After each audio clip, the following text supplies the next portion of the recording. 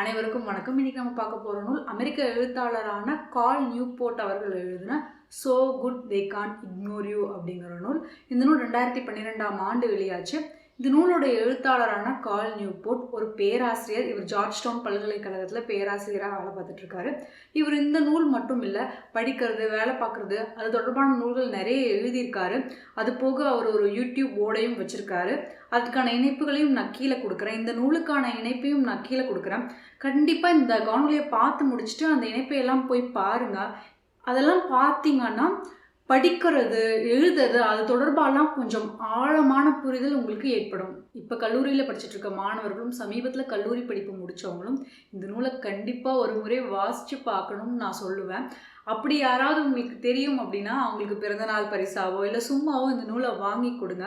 அவங்க மட்டும் இல்லை, இப்போ வேலைக்கு சேர்ந்தவங்களும் இந்த நூலை படித்து பார்க்கலாம். அதுலேயும் குறிப்பாக வேலைக்கு செஞ்சுட்டு எனக்கு பெருசாக இந்த வேலை பிடிக்கல, நான் எதிர்பார்த்த மாதிரி இந்த வேலை இல்லை அப்படின்னு வருத்தப்படுறவங்களும் இந்த நூலை ஒரு முறை படித்து பாருங்கள். அது போக பார்த்துட்ருக்கிற வேலையை விட்டுட்டு போய் ஆடு மேய்க்கலாம், இல்லைன்னா இயற்கை விவசாயம் பார்க்கலாம், இல்லைன்னா என்ன சொல்கிறது, யூடியூப்பில் போய் நான் வீடியோ போட்டு சம்பாதிக்கலாம், அந்த மாதிரியான திட்டம் வச்சுருக்கிறவங்களும் ஒரு முறை படிங்க. பார்த்துட்ருக்க வேலையை விட்டு போயிட்டு நான் ஜேர்னலிஸ்ட் ஆக போகிறேன், இல்லை இயக்குனர் ஆக போகிறேன் அப்படின்னு திடீர்னு கனவு கண்டுட்டு இருக்காங்க இல்லையா, அவங்கெல்லாம் ஒரு முறை இந்த நூலை படித்து பாருங்கள். அவங்க மட்டும் இல்லை, பார்த்துட்ருக்க வேலையை விட்டுட்டு போயிட்டு ஏதாவது தொழில் பண்ணணும் அப்படின்னு நினைக்கிறவங்க, அவங்க எல்லாரும் ஒரு முறை இந்த நூலை படித்து பாருங்கள். கண்டிப்பாக இந்த நூலை படித்து பாருங்கள். இது எவ்வளோ தடவை வேணாலும் சொல்லுவேன், ஏன்னா அந்த மாதிரியான ஆட்களை நான் நிறையா பார்த்துருக்கேன். இதே நூலை கடந்த காலத்தில் நான் படிச்சிருந்தா இன்னும் நான் பயன்பெற்றிருப்பேன்னு நினைக்கிறேன். அதனாலேயே இந்த நூலை நான் எல்லாருக்கும் ரொம்பவே பரிந்துரைக்கிறேன். இந்த நூல் படிக்கும்போது எனக்கு ஏற்பட்ட ஒரே ஒரு சிக்கல் என்னென்னா, கால் நியூபோர்ட் அவர்களோட எல்லா நூல்களையுமே உள்ள சிக்கல் தான் அது. திரும்ப திரும்ப ஒன்றையே அவர் நிறையா தடவை சொல்கிற மாதிரி இருக்கும், இல்லைன்னா வளவளன்னு சொல்கிற மாதிரி இருக்கும். அது அவர் பேராசிரியராக இருக்கிறதுனால வந்த ஒரு தாக்கம் அப்படின்னு நான் நினைக்கிறேன். அதை தாண்டியுமே இந்த நூல் படிக்கிறதுக்கு நல்லா இருந்துச்சு. நிறைய உதாரணங்களோடு அவர் இந்த நூலில் விளக்கியிருந்தார். அது மட்டும் இல்லை, இவர் எடுத்துக்கிட்ட தலைப்பும் அந்த மாதிரி நினைக்கிறேன். திரும்ப அதை பேசி தான் புரிய வைக்கணும் அப்படின்னு நினச்சி அவர் திரும்ப ஒரு சில விஷயங்களை பேசியிருக்கிறாருன்னு நினைக்கிறேன். ஆனாலுமே கூட இந்த நூல் சின்ன நூல் தான். இந்த சிக்கல் இருக்குங்கிறத நான் முன்னாடியே ஏன் சொல்லிடுறேன்னா, இந்த நூலை எடுத்து வச்சு நீங்கள் படிக்கும்போது என்னடா கொஞ்சம் வளவளன்னு இருக்கே, உன்னையே திரும்ப சொல்கிற மாதிரி இருக்கே அப்படின்னு தோணுச்சுனாலும் அது எல்லாருக்குமே உண்டான சிக்கல் தான். அதை கடந்து இந்த நூலை படிக்க முயற்சி பண்ணுங்கள். ஏன்னா இந்த நூல் சொல்கிற விஷயங்கள்ங்கிறது அதில் உள்ள சிக்கல்களை தாண்டியுமே ரொம்ப முக்கியமானது அப்படிங்கிறதுனால அதை கடந்து வந்துட்டு படிக்க முயற்சி செய்யுங்க. ஃபாலோ யுவர் பேஷன், கனவுகளின் பின்னாடி போங்க. உங்களுக்கு பிடிச்ச மாதிரியான ஒரு வேலையை செஞ்சீங்கன்னா உங்களுக்கு வேலை பார்க்குற சலுப்பே தெரியாது அப்படின்லாம் தொடர்ந்து நமக்கு அறிவுரை சொல்லிக்கிட்டே இருப்பாங்க. இப்போ இந்த மாதிரியான அறிவுரைகள் தான் இணையத்தில் ரொம்ப பிரபலம். இதெல்லாம் எங்கே தோன்றி வளர்ந்துச்சு அப்படின்னு பார்த்தீங்கன்னா, முதல்ல அமெரிக்காவில் தான் தோன்றி இந்தியாவுக்கு இறக்குமதி செய்யப்பட்டது. இப்போ இந்த 10 ஆண்டுகளில் தமிழ் இளைஞர்கள் ரொம்பவே அந்த மாதிரியான எண்ணங்களின் பின்னாடி போயிட்டு இருக்காங்க. இந்த 10 ஆண்டுகள் மட்டும் கிடையாது, 10 ஆண்டுகளுக்கு முன்னாடியுமே இந்த மாதிரியான ஒரு எண்ணம் நம்ம மக்களிடையே வர ஆரம்பிச்சிருச்சு. கால் நியூபோர்ட் என்ன சொல்கிறாருன்னா, இது ரொம்பவே தவறான அறிவுரை அப்படின்னு சொல்கிறாரு. அப்படி எடுத்தெடுப்பில் பேஷன் அப்படின்னு போனோன்னா நாம் பெருசாக எதையும் சாதிக்க முடியாது அப்படின்னு சொல்கிறாரு. நிம்மதியும் அடைய முடியாதுன்னு சொல்கிறாரு. அப்போ எது சரியான அறிவுரை அப்படிங்கிறதுக்கான விடையையும் இந்த நூலில் அவர் விளக்கமாக சொல்லியிருக்கிறாரு. அதற்கு ஏகப்பட்ட உதாரணங்களும் கொடுத்துருக்கிறாரு. என்ன கேட்டால் அந்த உதாரணங்களை படிக்கிறதன் மூலமாக தான் நாம் இந்த நூலோட தாக்கத்தை, இவர் சொல்கிற விஷயங்களோட தாக்கத்தை நல்லா உள்வாங்கிக்க முடியும். அதனால தான் சொல்கிறேன், கண்டிப்பாக இந்த நூலை படிங்க. சில ஆண்டுகளுக்கு முன்னாடி ஸ்டீவ் ஜாப்ஸ் பேசும்போது இந்த அறிவுரையை கொடுத்துருப்பார், ஃபாலோ யுவர் பேஷன் அப்படிங்கிற அறிவுரையை கொடுத்துருப்பாரு. அதை அவர் தவறு, ஏன் தவறு, ஸ்டீவ் ஜாப்ஸே அவரோட பேஷனை எல்லாம் ஒன்றும் பின்தொடர்ந்து போகலை, அவருக்கு பிடிச்ச விஷயங்களை செய்கிறதுக்காகலாம் அவர் போகல அப்படிங்கிறத அவர் ஆதாரத்தோடு இந்த நூலில் பேசியிருக்கிறாரு. பேசி முடிச்சுட்டு என்ன சொல்கிறாருன்னா, ஸ்டீவ் ஜாப்ஸ் சொன்னதை செய்யாதீங்க, ஸ்டீவ் ஜாப்ஸ் செஞ்சதை நீங்களும் செய்யுங்க அப்படின்னு சொல்கிறாரு. அது ரொம்ப முக்கியமான அறிவுரை. பல வெற்றியாளர்களை நாம் எடுத்து பார்த்தா, அதாவது வாழ்க்கையில் வேலையில் ரொம்ப நிறைவான இடத்துல இருக்கிறவங்களை எடுத்து பார்த்தா அவங்க யாருமே ஃபாலோ யுவர் பேஷன் அப்படிங்கிற மாதிரி போனவங்க கிடையாது. செஸ் கிராண்ட் மாஸ்டர் அந்த மாதிரி ஒரு சிலர், இல்லை விளையாட்டுத்துறையில் சாதிச்ச ரொம்ப ஒரு சிலரை தவிர்த்து மற்றவங்க எல்லாருமே அந்த அறிவுரையோட பின்னாடி போகலாம், அந்த அறிவுரையின் பின்னாடி போகலாம். அதுக்கு பதிலாக என்ன பண்ணியிருக்காங்கன்னா, so good they can't ignore you அப்படிங்கிற மாதிரியான பாதையில் தான் போய் அந்த வெற்றியை அடைஞ்சிருக்காங்க. அது என்ன பாதை அப்படிங்கிறதுக்கு அவர் 4 விதிகளை இந்த நூலில் கொடுத்துருக்காரு. முதல் விதி என்னன்னு பார்த்தீங்கன்னா, டோன்ட் ஃபாலோ யுவர் பேஷன். இவர் என்ன சொல்கிறாருன்னா, பலருக்குமே பேஷன் கனவுன்னெலாம் ஒன்று தெளிவாகவே இருக்காது. அப்படி ஒன்று இருந்தாலுமே கூட அது நடைமுறைக்கு சாத்தியப்படுற ஒன்றா இருக்காது. குழந்தைங்க கிட்ட போய் கேட்டால் அவங்க என்னவாகணும்னு ஆசைப்படுவாங்க. இந்திய குழந்தைங்க கிட்ட கேட்டால் அவங்களாம் கிரிக்கெட்டர் ஆகணும்னு ஆசைப்படுவாங்க. இல்லை அந்த மாதிரி ஏதாவது ஒன்று தானே சொல்லுவாங்க. அது எல்லாருக்கும் சாத்தியமா? சாத்தியம் கிடையாது. ஆக இந்த மாதிரியான பேஷன் கனவுகள் தான் பலருக்கும் இருக்குமே ஒழிய, வாழ்க்கையில் சாதிக்கக்கூடிய ஒரு இலக்கை எட்டக்கூடிய இடத்துக்கு போகக்கூடிய பேஷனும் கனவும் தெளிவாக பலருக்கும் இருக்காது அப்படின்னு சொல்கிறாரு. 1000ல் ஒருத்தருக்கு 100ல் ஒருத்தருக்கு தான் அந்த மாதிரி தெளிவான சின்ன வயசுலேயே ஒரு பேஷன் இருக்குமா. அதுவும் பார்த்தீங்கன்னா அவங்க வீட்டில் அந்த துறையில் இருந்தாங்கன்னா அதன் மூலியமாக அவங்களுக்கு அறிமுகம் ஏற்பட்டு அந்த அறிமுகத்தின் மூலமாக அந்த கனவும் பேஷனும் அவங்களுக்கு வந்திருக்கும். மற்றபடி எல்லாருக்குமே அடிப்படையில் ஆழ் மனசுலேருந்து ஒரு பேஷன் கனவு இருக்கும் அப்படிங்கிற அவசியம்லாம் இருக்காது. அப்போ ஒருத்தருக்கு தொழில் முறையாக பேஷன் கனவு விருப்பம் நாட்டம் அதெல்லாம் எப்போ வரும் அப்படின்னு பார்த்தீங்கன்னா அவங்களுக்கு காம்பிட்டன்சி அட்டானமி கனெக்ஷன் இது 3ம் அந்த தொழிலில் கிடைக்கும் போது தான் வருமா. காம்பிட்டன்சி அப்படிங்கிறது அந்த தொழிலில் அவங்க திறமையாக இருக்கிறது. அட்டானமி அப்படிங்கிறது அவங்க விரும்பின விஷயத்தை விரும்பின நேரத்தில் செய்யக்கூடிய உரிமை அவங்களுக்கு இருக்கிறது. 3வது கனெக்ஷன், அவங்கள சுற்றி இருக்கிறவங்களோட அவங்களுக்கு இருக்கிற உறவு, அந்த தொழிலுக்கும் அவங்களுக்குமான உறவு. இதெல்லாம் இருக்கிற பட்சத்தில் தான் ஒருத்தங்களுக்கு அவங்க தொழிலின் மேலே தீராத அந்த நாட்டம் விருப்பம் அதெல்லாம் வருமா. இதெல்லாம் எந்த தொழிலையுமே எடுத்த எடுப்பில் வராது அப்படிங்கிறாரு. ஏன்னா ஆரம்பத்தில் நாம் எந்த தொழிலில் போய் சேர்ந்தாலும் சரி, ஐடி துறையில் வேலைக்கு சேர்ந்தாலும் சரி, இல்லை ஒரு தொழிலதிபர்கிட்ட போய் தொழில் கற்றுக்க போனாலுமே சரி, நமக்கு ஆரம்பத்தில் பெருசாக நிபுணத்துவம் இருக்காது அந்த தொழிலில். அதே போல் ஆரம்பத்தில் நமக்கு பெருசாக எந்த உரிமைகளையும் அவங்க கொடுக்க மாட்டாங்க. அவங்க சொல்கிறதான் நம்ம செய்யணும் அப்படிங்கிற மாதிரி இருக்கும். இந்த மாதிரியான ஒரு சூழலில் நமக்கு அந்த தொழில் மேலே ஒரு பேஷன் வர்றது அப்படிங்கிறது ரொம்ப கஷ்டம். இதையெல்லாம் நாம் அடையும் போது இயல்பிலேயே அந்த பேஷன் வந்துடும் அப்படின்னு சொல்கிறாரு. அடுத்தவர் என்ன சொல்கிறாருன்னா, ஃபாலோ யுவர் பேஷனுங்கிறது ரொம்ப ஆபத்தான ஒரு விஷயம் அப்படின்னு சொல்கிறாரு. ஏன்னா பலருமே கூட வேலை பார்த்துட்டு இருக்கும்போது அலுப்பாக உணர்வாங்க. சில சமயங்களில் அந்த வேலை கடினமாக இருக்கும், அலுப்பாக உணர்வாங்க, இல்லை அதில் சிக்கல்கள் இருக்கும். அந்த சமயத்தில் உடனே நம்ம மனசு எங்கே போக ஆரம்பிக்கும்னா, ஒருவேளை எனக்கு பிடிச்ச விஷயத்த நான் செஞ்சேன்னா இந்த மாதிரி உணர மாட்டேனோ அப்படிங்கிற எண்ணத்துக்கு போகும். எனக்கு ஓவியம் வரைய பிடிக்கும், ஒருவேளை நான் முழு நேர ஓவியர் ஆகிட்டேன்னா எனக்கு இந்த மாதிரி வருத்தங்கள் இந்த மாதிரி போர்லாம் இருக்காதோ, இந்த மாதிரி எரிச்சல் ஆக மாட்டனோ அந்த மாதிரி யோசிக்க ஆரம்பிச்சிருவோம். எப்பவுமே இக்கரைக்கு அக்கறை பச்சையாக தான் தெரியும் இல்லையா. அந்த நினைப்புக்குள்ள நம்ம இருந்துக்கிட்டே இருந்தோம்னா எப்பவுமே தொடர்ந்து ஒரு மகிழ்ச்சியற்ற நிலையிலேயே தான் நாம் இருப்போமா. குரோனிக் அன்ஹாப்பினஸ் அப்படிங்கிறது தொடர்ந்து இருந்துக்கிட்டே இருக்குமா. மற்றபடி நம்ம பார்த்துட்டு இருக்கிற வேலையானது ரொம்ப நல்ல வேலையாக இருந்தாலுமே கூட, நல்ல வருமானம், நமக்கு பிடிச்சமான இடத்துல வேலை அதெல்லாமே இருந்தாலுமே கூட தொடர்ந்து இந்த ஒரு மகிழ்ச்சியற்ற நிலை அப்படிங்கிறது நம்ம மனசுக்குள்ளே இருந்துக்கிட்டே இருக்குமா. எங்கேயோ ஒரு பக்கம் நம்ம பேஷன் நமக்காக பார்த்துட்டு விட்டுட்டு அங்கே ஓடிட்டோம்னா நம்ம வாழ்க்கை அப்படியான ஒரு எண்ணத்தில் இருக்கும்போது இப்போ இருக்கிற இந்த நிமிஷத்தை நம்ம மகிழ்ச்சியாக அனுபவிக்கவே மாட்டோமா. அதனால இவர் பேஷன் இஸ் டேஞ்சரஸ் அப்படிங்கிறாரு. அதனால இந்த ஒரு உணர்வுக்காக மட்டுமே உங்கள் வேலையை விட்டுட்டு வேறு எதுக்கும் போகாதீங்க அப்படின்னு சொல்கிறாரு. நீங்கள் பார்த்துட்டு இருக்க வேலையை விட போகிறீங்கன்னா அதுக்கு 2 காரணம் மட்டும்தான் இருக்கும். உங்களோட சொந்த நெறிகளுக்கு நீங்கள் பார்த்துட்ருக்க வேலையோட நெறிகள் ஒத்து போகாமல் இருந்தால் நீங்கள் வேலையை விட்டுருங்க. இல்லை உங்களோட வேலை பார்க்குறவங்க உங்களுக்கு ஒத்து வராமல் இருந்தால், அவங்களோட வேலை பார்க்க முடியாதுன்னு நீங்கள் நினச்சிங்கன்னா அந்த சமயத்தில் வேலையை விட்டுருங்க. மற்றபடி பேஷனுக்கு பின்னாடி போகிறேன், நான் விட்டுட்டு போய் என் கனவுகளை தேட போகிறேன் அப்படின்லாம் சொல்லி உடனே உங்கள் வேலையை விட்டுறாதீங்க. அது ரொம்ப ஆபத்து அப்படின்னு சொல்கிறாரு. 2வது விதி என்னன்னா, be good they can't ignore you. அதாவது உங்களோட திறமைகளையும் தொழில்சார் நிபுணத்துவத்தையும் நீங்கள் வளர்த்துக்கணும். அப்படி வளர்த்துக்கிட்டிங்கன்னா உங்களை சுற்றி இருக்கிறவங்களும் சரி, உங்களுக்கு தொழில் வாய்ப்பு கொடுக்குறவங்களா இருந்தாலும் சரி, உங்களோட வேலை பார்க்குறவங்களா இருந்தாலும் சரி, அவங்களால உங்களை புறக்கணிக்கவே முடியாது. அந்த இடத்த நீங்கள் அடைஞ்சிட்டிங்கன்னா இயல்பாகவே உங்கள் தொழில் மேலே உங்களுக்கு ஒரு நாட்டமும் விருப்பமும் காதலும் வந்துடும் அப்படின்னு அவர் சொல்கிறாரு. அந்த நிலையை அடையிறதுக்கு பேஷன் மனநிலை ஒத்து வராது அப்படின்னு சொல்கிறாரு. அதாவது ஒரு விஷயத்தின் மீது நமக்கு தீராத காதல் இருந்தால் உடனே அதில் நாம் நிபுணத்துவம் பெற்றவங்களாம் மாறிடுவோம் அப்படிங்கிற எண்ணம் ரொம்ப தப்பு, அது ரொம்ப ஆபத்தானது அப்படின்னு சொல்கிறாரு. அதுக்கு பதிலாக நாம் என்ன மனநிலையை வளர்த்துக்கணும் அப்படின்னா, கிராஃப்ட்ஸ்மேன் மைண்ட் செட் அதை வளர்த்துக்கணும் அப்படின்னு சொல்கிறாரு. அதாவது கலைஞர்கள்லாம் எப்படி ஒரு விஷயத்தில் நிபுணத்துவம் பெறுவாங்களோ அந்த மாதிரி தான் நாமளும் நம்மளோட துறைசார் நிபுணத்துவத்தை வளர்த்துக்கணும்.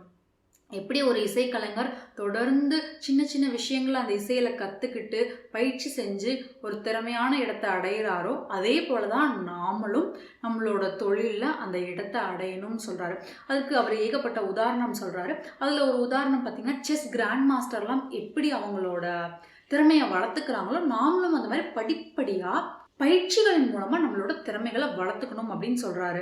இது அவர் டெலிபரேட் ப்ராக்டிஸ், அதாவது மெனக்கெட்டு பயிற்சி செய்தல் அப்படிங்கிறாரு. கிராண்ட் மாஸ்டர் பட்டம் வாங்கினவங்க எல்லாம் பார்த்தீங்கன்னா அவங்க வெறுமனே விளையாட்டுகளை மட்டும் விளையாண்டுட்டு இருக்க மாட்டாங்க, வெறும் செஸ் விளையாட்டை உட்காந்துக்கிட்டு விளையாண்டுட்டு இருக்க மாட்டாங்க. அதுக்கு பதிலாக என்ன பண்ணுவாங்கன்னா ஒவ்வொரு காயும் எப்படி நகர்த்தணும், குயின்ஸ் கேம்பிட்னா என்ன, கிங்ஸ் கேம்பிட்னா என்ன, அந்த மாதிரி ஒவ்வொரு நுட்பங்களையும் கற்றுக்குவாங்க. அந்த ஒரு நுட்பங்களையும் அவங்க பயிற்சி செய்வாங்க, ஒரு நுட்பங்களை பற்றியும் குறிப்பெடுப்பாங்க, தினமும் அதை பற்றி விளையாண்டு பார்ப்பாங்க. அதெல்லாம் உண்மையிலே கடினமான விஷயம். அதை செய்கிறது ஒன்றும் எளிமையாக இருக்காது, அதை செய்கிறது ஒன்றும் சுவாரஸ்யமாக இருக்காது. ஆனாலும் உட்காந்து மணிக்கணக்கில் ஒவ்வொரு நாளும் அதை பயிற்சி செய்வாங்க. அப்படி பயிற்சி செய்கிறதன் மூலமாக தான் அவங்களால விளையாட்டுன்னு வரும்போது நல்லா விளையாட முடியுது. இதுதான் கிராண்ட் மாஸ்டர் பட்டம் வாங்கினவங்களுக்கும் சும்மா பல வருஷமாக செஸ் விளையாண்டுட்டு இருக்கவங்களுக்குமான வேறுபாடு. அதனால நாம் கிராண்ட் மாஸ்டர் பட்டம் வாங்குறவங்க எப்படி டெலிபரேட் ப்ராக்டிஸ் பண்ணுறாங்களோ, எப்படி மெனக்கெட்டு பயிற்சி செய்கிறாங்களோ அந்த மாதிரி பயிற்சி செஞ்சால் ஒரு எக்ஸ்பர்ட் லெவல், அதாவது நிபுணத்துவம் உள்ள ஒரு இடத்துக்கு ஒரு துறையில் நாம் போய் சேர முடியும். அப்படி சேர்ந்துட்டா நம்ம சுற்றி இருக்கவங்க யாரும் நம்மளை புறக்கணிக்கவே மாட்டாங்க அப்படின்னு சொல்கிறாரு. ஒரு துறையில் நம்ம தொடர்ந்து 10,000 மணி நேரம் செலவு செஞ்சோன்னா, கிட்டத்தட்ட 10 வருஷம் செலவு செஞ்சோன்னா அந்த துறையில் நாம் மிகுந்த தேர்ச்சி பெற்றவங்களா எக்ஸ்பர்ட்டாக ஆயிடலாம் அப்படிங்கிற கருத்து இருக்குது. கால் நியூபோர்ட் என்ன சொல்கிறாருன்னா, 10,000 மணி நேரமெல்லாம் கூட வேண்டாம், அறிவுசார் துறையில் நீங்கள் வேலை பார்த்துட்ருக்கீங்கன்னா ஒரு 1000 மணி நேரம் கவனச்சிதறலற்ற டெலிபரேட் ப்ராக்டிஸ், அதாவது மெனக்கெட்டு பயிற்சி அதை நீங்கள் செஞ்சீங்கன்னாவே அந்த துறையில் ஓரளவுக்கு நல்ல இடத்த நீங்கள் எட்டிடலாம் அப்படிங்கிறாரு. எக்ஸ்போர்ட் ஆக முடியாட்டியும் பரவாயில்ல, ஒரு நல்ல நிலையை எட்டிடலாம். உங்களை சுற்றி இருக்கிறவங்க 80% பேரை விட மேலே போயிடலாம். பல வருஷங்கள் நீங்கள் கஷ்டப்பட்டு அடைய வேண்டிய இடத்த 1-2 வருஷத்துலேயே நீங்கள் அடைஞ்சிடலாம் அப்படின்னு சொல்கிறார். அதனால நீங்கள் அறிவுசார் துறையில் இயங்குறீங்கன்னா தொடர்ந்து இந்த டெலிபரேட் ப்ராக்டிஸ், மெனக்கெட்டு பயிற்சி செய்தலில் ஈடுபடுங்க அப்படிங்கிறாரு. இந்த மெனக்கெட்டு பயிற்சி செய்தல் அப்படிங்கிறது எப்படி இருக்குன்னா, கொஞ்சம் ஸ்ட்ரெயின் பண்ணி கஷ்டப்பட்டு செய்கிற மாதிரி தான் இருக்கும். உங்களுக்கு புரியாத விஷயத்தை கஷ்டப்பட்டு நீங்கள் புரிஞ்சுப்பீங்க. உதாரணத்துக்கு நீங்கள் ப்ரோக்ராமிங் லாங்குவேஜ்லாம் கற்றுக்குறீங்கன்னா உட்காந்து தினமும் அதில் பயிற்சி செய்கிறது, சும்மா கணினியில் தட்டிகிட்டு இருக்கிறது போக உட்காந்து ஆழமாக அதை புரிஞ்சுக்க முயற்சி செய்கிறது, உங்களுக்கு புரியாத விஷயத்த மெனக்கெட்டு புரிஞ்சுக்க முயற்சி செய்கிறது. எப்படி நம்ம 10ஆவதுலாம் கேல்குலஸ் படிச்சிருப்போம், இல்லை மன்னிக்கணும் 11ஆவதுல கேல்குலஸ் படிச்சிருப்போம் இல்லையா. நம்ம 10ஆவது வரைக்கும் இந்த கணிதத்துக்கும் 11ஆவது கணிதத்துக்கும் எவ்வளோ வேறுபாடு உண்டு. அந்த கேல்குலஸ்லாம் படிக்கும்போது நம்ம எப்படி ஒவ்வொரு பயிற்சியாக ஒவ்வொரு கணக்காக போட்டு பார்த்து கஷ்டப்பட்டு புரிஞ்சுக்கிட்டோம் இல்லையா. அதே மாதிரி நீங்கள் எந்த துறையில் வேலை செஞ்சாலும் அந்த துறையில் நீங்கள் பயிற்சி செஞ்சீங்கன்னா 1000 மணி நேரம் பயிற்சி செஞ்சால் போதுமா, நீங்கள் ஒரு நல்ல நிலையை எட்டிடலாம் அப்படின்னு சொல்கிறாரு. இப்படி நம்ம வளர்த்துக்கிற திறமையை, அனுபவத்தை அவர் கெரியர் கேபிட்டல் அப்படிங்கிறாரு. அதாவது நம்ம தொழிலுக்கான முதலீடாக நம்ம பார்க்கலாம். இப்படி நீங்கள் கெரியர் கேபிட்டலை வளர்த்துக்கிட்டே போனீங்கன்னா புது புது வேலைகள் எடுக்கிறது உங்களுக்கு ரொம்ப சுலபமாகும். இன்னொரு வேலைக்கு நீங்கள் விண்ணப்பிக்கும் போது உங்ககிட்ட ஏற்கனவே ஏகப்பட்ட திறமைகளும் அனுபவங்களும் இருக்கும்போது அந்த புது வேலையில் நீங்கள் நிறையவே பேரம் பேசலாம். உங்களோட வருமானத்துக்காக, அவங்க சம்பளத்துக்காக நீங்கள் பேரம் பேசலாம். இல்லை உங்களோட வேலையில் உங்களுக்கு இன்னும் அதிக உரிமைகள் நீங்கள் கேட்டு வாங்கலாம். இல்லை வீட்டிலேருந்து தான் நான் வேலை செய்வேன், அந்த மாதிரியான இதெல்லாம் நீங்கள் பேரம் பேசி வாங்கிக்கலாம் இல்லையா. அதுக்கு தான் அவர் என்ன சொல்கிறாருன்னா, நீங்கள் எப்பவுமே கெரியர் கேபிட்டலை வளர்த்துக்கணும். So good they Gantt ignore you. இந்த மாதிரி நீங்கள் கெரியர் கேபிட்டலை வளர்த்துக்கிட்டே போனீங்கன்னா உங்களோட அந்த அனுபவம், புத்திசாலித்தனம் எல்லாம் அவங்க நிறுவனத்துக்கு தேவைப்படும் போது அவங்க நீங்கள் என்ன சொன்னாலும் சரின்னு கேட்டு உங்களுக்கு கொடுக்குற இடத்துக்கு வருவாங்க. அப்போது உங்களுக்கு அந்த வேலை அப்படிங்கிறது பார்க்குறதுக்கு ரொம்ப மகிழ்ச்சியாக இருக்கும். தொடர்ந்து நீங்கள் மேலும் மேலும் உங்கள் திறமையை வளர்த்துக்கிறதுக்கான இடத்தையும் அது தரும். அதுதான் இவர் சொல்கிற இந்த 2வது விதி. 3வது விதி டர்ன் டவுன் ப்ரொமோஷன்ஸ். இது எப்போனா, இந்த மாதிரியான ஒரு நல்ல இடத்த உங்கள் தொழிலில் உங்கள் வேலையில் நீங்கள் எட்டினதுக்கு அப்புறம் உங்களுக்கு ஒரு பதவி உயர்வோ இல்லை சம்பள உயர்வோ இல்லை புது இடத்துக்கு மாறுதலோ வரும்போது அதை நீங்கள் வேண்டாம்னு சொல்கிறதுக்கும் துணிவு வேணும் அப்படின்னு சொல்கிறார். அதாவது புது ஒரு பதவி உயர்வு உங்களுக்கு கிடைக்குது, ஆனால் அந்த பதவி உயர்வை எடுத்தீங்கன்னா நீங்கள் இன்னும் 4 மணி நேரம் ஒரு நாளைக்கு அதிகம் வேலை செய்யணும். இல்லைன்னா நீங்கள் தொடர்ந்து எல்லா நாளும் அலுவலகத்துக்கு போய் வேலை செய்யணும், தூரத்துக்கு பயணம் பண்ணி போய் வேலை செய்யணும். அதெல்லாம் செய்யணும் அப்படிங்கிற ஒரு சூழல் வரும்போது நீங்கள் கணக்கு போட்டு பார்க்கலாம். இல்லை எனக்கு அந்த பதவி உயர்வு வேண்டாம் அப்படின்னு சொல்லிட்டு விலகி வர்ற அந்த தைரியம், தன்னம்பிக்கை உங்களுக்கு வேணும்னு சொல்கிறாரு. அதுக்காக இதே தைரியம், தன்னம்பிக்கை இந்த கெரியர் கேபிட்டலை அடையிறதுக்கு முன்னாடி உங்களுக்கு இருந்துச்சுன்னா அது ரொம்ப ஆபத்து. அப்போ என்ன பண்ணுவீங்கன்னா, நீங்கள் பார்த்துட்டு இருக்க நல்ல வேலையை விட்டுட்டு போயிட்டு இருக்கிறதையும் தொலைச்சிடுவீங்க. அந்த சமயத்தில் அந்த தைரியம் இருக்கக்கூடாது. ஆனால் இந்த ஒரு நல்ல நிலைமையை எட்டினதுக்கப்புறம் உங்களுக்கு பிடிச்ச வேலையை எடுக்கிற தைரியமும், உங்களுக்கு பிடிக்காத வேலையை உங்களை தேடி வரும்போது, பதவி உயர்வெல்லாம் உங்களை தேடி வரும்போது அதை வேணாம்னு சொல்கிற தைரியமும் உங்களுக்கு வேணும். அப்படி வந்துருச்சுன்னா நீங்கள் பார்த்துட்ருக்கிற வேலை மேலே உங்களுக்கு தொடர்ந்து அந்த காதலும் பேஷனும் இருந்துக்கிட்டே இருக்கும். அதை கட்டமைக்கிறது எளிமையாக இருக்கும் அப்படின்னு சொல்கிறாரு. 4வது விதி என்னென்னா, think small, act big. The importance of mission. இந்த இடத்துல உங்களுக்கு குறிக்கோள், இலக்கு, வாழ்க்கையில் என்ன செய்ய போகிறோம், நம்ம பார்த்துட்ருக்கிற வேலையில் என்ன செய்ய போகிறோம், நமக்கு என்ன முக்கியம் அப்படிங்கிற அந்த தெளிவு வேண்டும் அப்படின்னு சொல்கிறாரு. அதை நீங்கள் எப்படி அடையலாம் அப்படிங்கிறதுக்கான சில விளக்கங்களும் கொடுக்குறாரு. தொடர்ந்து உங்களுக்கு சில விஷயங்களில் காம்பிடன்சி இருக்கும்போது, அதாவது உங்களுக்கு நிபுணத்துவம் இருக்கும்போது தான் உங்களுக்கு அதை வச்சு ஒரு இலக்கை அடையிறதுக்கான இடத்துக்கு நீங்கள் போக முடியும். அதனால அந்த காம்பிடன்சியை, அந்த கெரியர் கேபிட்டலை நீங்கள் அடையிறதுக்கு முன்னாடியே பார்த்துட்ருக்கிற வேலையை விட்டுட்டு பேஷன், மிஷன் அப்படின்லாம் குதிச்சிடாதீங்க. கோதாவில் குதிச்சிடாதீங்க. அதுக்கு பதிலாக காத்துட்ருங்க, வாய்ப்புகளுக்காக காத்துட்ருங்க. அந்த வாய்ப்புகள் உங்களை தேடி வரும்போது என்ன திறமையெல்லாம் உங்களுக்கு வேண்டுமோ அந்த திறமையெல்லாம் வளர்த்துக்கிட்டு உங்களுக்கு என்ன மாதிரியான இடத்துக்கு போகணும்னு நினைக்கிறீங்களோ அந்த இடத்த பற்றின தெளிவை நீங்கள் ஏற்படுத்திக்கிட்டு காத்துக்கிட்டுருங்க. அப்போ அந்த வாய்ப்பு உங்ககிட்ட வரும்போது நீங்கள் கச்சிதமாக போய் கவ்விடலாம் அப்படின்னு சொல்கிறாரு. ஆனால் திரும்பவும் அவர் என்ன சொல்கிறாருன்னா, உங்களோட கெரியர் கேபிட்டலை வளர்த்துக்கிறதுக்கு முன்னாடி விதி 3, விதி 4 இதுக்குள்ளே நீங்கள் போயிடவே கூடாது. 1, 2 மேலே போனதுக்கப்புறம் உங்கள் கெரியர் கேபிட்டல், உங்கள் தொழிலில் நீங்கள் அந்த உச்சத்தை அடைஞ்சதுக்கப்புறம் தான் 3யும் 4யும் பற்றி நீங்கள் யோசிக்கணும். அதுக்கு முன்னாடி யோசிக்கக்கூடாது. 3யும் 4யும் பற்றி அதுக்கப்புறம் யோசிச்சிங்கன்னா உங்களுக்கு அந்த தொழிலில், உங்கள் வேலையில் தீராத காதல் அப்படிங்கிறது இருந்துக்கிட்டே இருக்கும். அதை நீங்கள் அனுபவிச்சுக்கிட்டே இருக்கலாம். பேஷனோட உங்கள் வேலையை நீங்கள் பார்க்கலாம் அப்படின்னு சொல்கிறாரு. ரொம்ப முக்கியமான விஷயம் என்னென்னா, ஒருத்தர் மேலே போனதுக்கப்புறம் அவங்களுக்கு பிடிச்சமான வேலையை இல்லை செய்கிற வேலையை ரொம்ப பிடித்து போய் விரும்பி செய்யும்போது வெளியே இருந்து நம்ம பார்க்குறதுக்கு திடுதுப்புன்னு அவங்க எல்லாத்தையும் விட்டுட்டு அவங்க அந்த இடத்துக்கு போயிட்ட மாதிரி தோணும். பார்த்தா மேலே அப்படி குதிச்சு ஏறிட்ட மாதிரி தோணும். ஆனால் உண்மை என்னன்னா, பின்னாடி இருந்து பார்த்தா அவங்க ஒவ்வொரு படியாக கஷ்டப்பட்டு தான் ஏறி வந்திருப்பாங்க. வெளியிருந்து பார்க்குற நமக்கு அது தெரியாமல் இருக்கும். அதனால இந்த மயக்கத்துலேருந்து நம்ம தெளிஞ்சு வரணும். வெளியேருந்து பார்க்கறதுக்கு இருக்கிற மாதிரி உள்ளேருந்து பார்க்கும்போது இருக்காது. அந்த தெளிவு வந்துருச்சுன்னா நமக்கு அந்த உயரங்களை எட்டுறதுங்கிறது ரொம்ப எளிமையாக இருக்கும்னு சொல்ல முடியாது. கஷ்டப்பட்டு தான் ஆகணும். ஆனால் தெளிவாக இருப்போம் நாம். அந்த தெளிவு அடைகிறதுக்கு இந்த நூல் உங்களுக்கு கண்டிப்பாக உறுதுணையாக இருக்கும். இறுதியில் அவர் எப்படி அவரோட தொழில் வாழ்க்கையை அமைச்சுக்கிறாரு, எப்படி கெரியர் கேபிட்டல்லாம் பில்ட் பண்ணிட்டு இருக்காரு அப்படிங்கிறத பற்றியும் விளக்கமாக எழுதியிருக்காரு.